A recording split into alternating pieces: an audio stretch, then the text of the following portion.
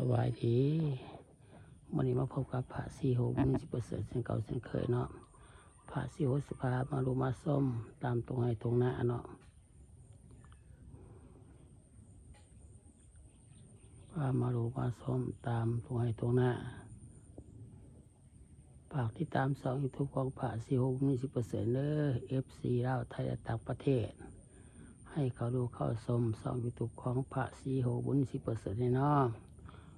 กดไลค์กดแชร์เด้อกดติดตามให้แน่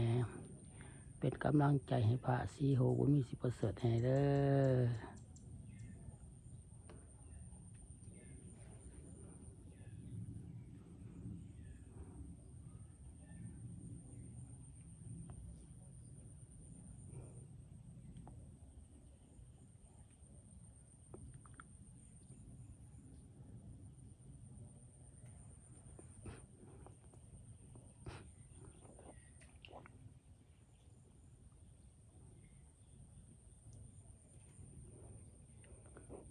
เอาภาพบรรยากาศมาให้ดูให้ชมให้ FC ลาวไทยต่างประเทศเขาดูเขาชมช่อง YouTube ของพระสีโหบุญมีสิประเสริฐให้เด้อกดไลค์กดแชร์เนาะกดติดตามให้เนาะ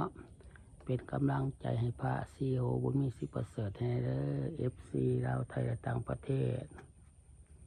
ขอให้เขาดูเข้าชมช่อง YouTube ของพระสีโหบุญมีสิประเสริฐให้แน่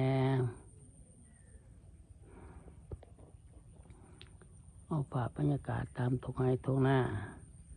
มาให้ดูให้ชมให้ FC ลาวไทยต่างประเทศเขาดูเข้าชมช่อง YouTube ของพระสีโหบุญมีสิประเสริฐให้เนาะกดไลค์กดแชร์เด้อกดติดตามให้แน่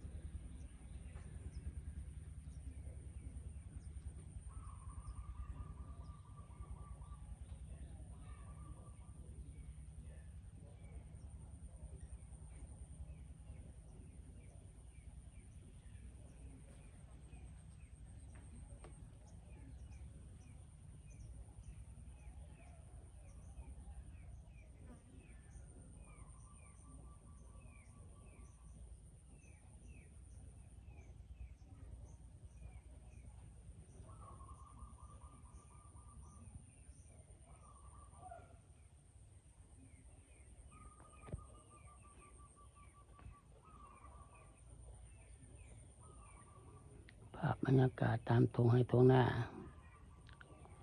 ไหลพามาดูมาส้มไหลพามาดูมาส้มตามตรงให้ตรงหน้าเนาะ FC ลาวไทยต่างประเทศให้เขาดูเข้าชมช่อง YouTube ของพระสีโหบุญมีสิประเสริฐให้เด้อกดไลค์กดแชร์ให้เนาะกดติดตามให้เนาะ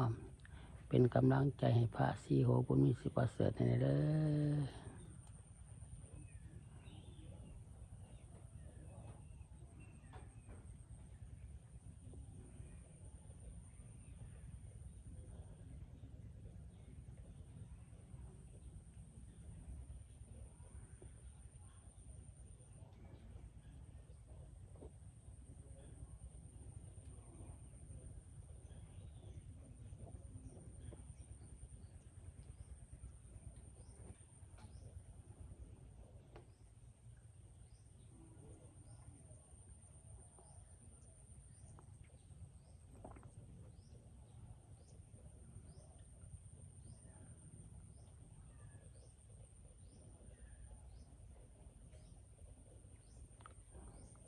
เอาภาพบรรยากาศตามตรงให้ทงหน้ามาให้ดูให้ชม ให้เอฟซีลาวไทยแต่ต่างประเทศ เขาดูเขาชม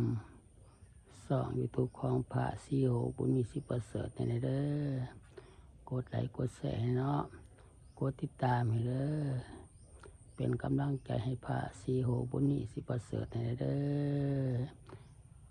เอฟซีลาวไทยและต่างประเทศเนาะ